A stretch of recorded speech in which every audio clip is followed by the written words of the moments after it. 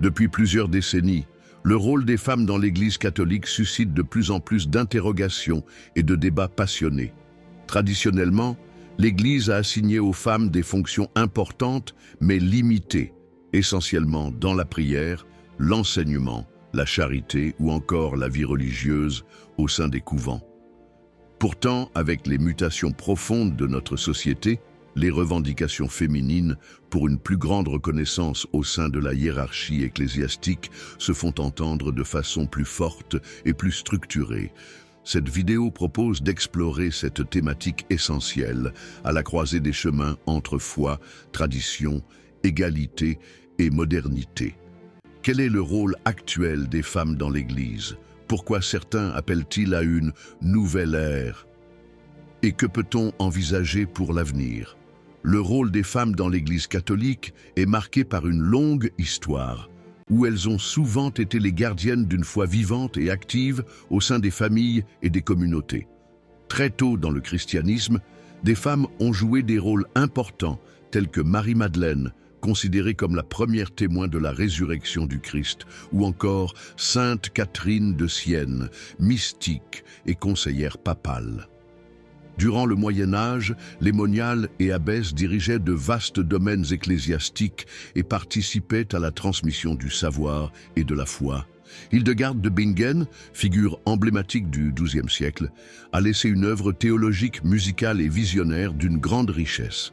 Ces femmes ont été en quelque sorte des pionnières, montrant que la femme peut être une leader spirituelle influente. Cependant, malgré ces exemples forts, le rôle officiel des femmes est resté très encadré. L'ordination sacerdotale n'a jamais été ouverte aux femmes.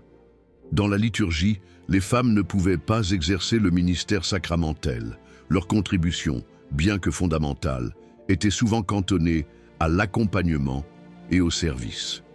À partir du Concile Vatican II, 1962-1965, les choses ont commencé à évoluer, notamment en encourageant la participation active des laïcs, dont les femmes.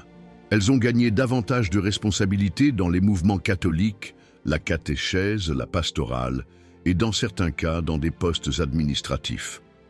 Pourtant, le clergé, lui, est resté un domaine exclusivement masculin. Depuis plusieurs décennies, avec la montée des mouvements féminins dans la société, des voix féminines chrétiennes ont commencé à revendiquer une place plus visible et plus reconnue dans l'Église. Certaines demandent que les femmes puissent être ordonnées diaconesses, un ministère qui existait dans les premiers siècles du christianisme, mais qui a disparu. D'autres vont plus loin en souhaitant l'ordination sacerdotale féminine. Cette revendication ne vient pas d'un rejet de la foi ou de la tradition, mais d'une volonté d'égalité, de justice et d'un désir de pouvoir servir la communauté chrétienne pleinement avec tous les sacrements. Des associations et des groupes comme Catholiques pour le changement ou Femmes et ministères dans l'Église militent activement dans ce sens. Ces revendications sont parfois soutenues par des théologiens progressistes qui analysent les textes bibliques sous un angle nouveau, revalorisant les figures féminines de l'Ancien et du Nouveau Testament, et questionnant l'exclusion actuelle des femmes du sacerdoce. En parallèle, de nombreuses femmes engagées dans la vie paroissiale apportent une contribution irremplaçable, assumant des responsabilités croissantes, devenant catéchistes, animatrices ou même responsables de communautés nouvelles. Ces rôles, bien que laïques, sont essentiels au dynamisme de l'Église aujourd'hui. Face à ces demandes, l'Église catholique maintient une position doctrinale ferme, clairement exprimée, notamment par le pape Jean-Paul II dans l'exhortation Ordinatio Sacerdotalis 1994, qui affirme que l'Église n'a pas la faculté d'ordonner des femmes à la prêtrise. Cette décision est souvent justifiée par la tradition apostolique et par le fait que Jésus-Christ n'a choisi que des hommes comme apôtres. Le pape François a toutefois montré une certaine ouverture sur le sujet du diaconat féminin en instaurant une commission d'études, mais les résultats n'ont pas encore abouti à un changement officiel. Il encourage également la valorisation du rôle des femmes dans l'Église, reconnaissant leur importance et leur engagement. Cette position est parfois source de tensions, certains fidèles et théologiens estimant que l'Église devrait évoluer et reconnaître les talents et les vocations féminines plus largement. Mais d'autres rappellent que la foi ne doit pas se plier aux pressions sociétales et que la tradition doit être respectée. L'évolution du rôle des femmes dans l'Église n'est pas qu'un débat interne. Elle reflète des tensions et des évolutions dans la société. La place croissante des femmes dans la vie publique, professionnelle, politique, nourrit les attentes d'une égalité aussi dans la sphère religieuse.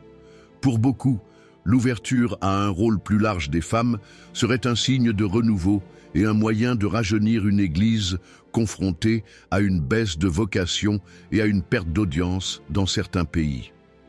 Par ailleurs, cela pourrait aussi renforcer la place des femmes au sein des communautés paroissiales, mieux répondre aux besoins spirituels des fidèles et inspirer les jeunes générations. Merci d'avoir suivi cette vidéo. N'hésitez pas à partager votre avis dans les commentaires, à poser vos questions et à vous abonner pour ne pas manquer les prochaines analyses sur ces sujets qui font vibrer la communauté chrétienne. Ensemble, continuons ce dialogue essentiel.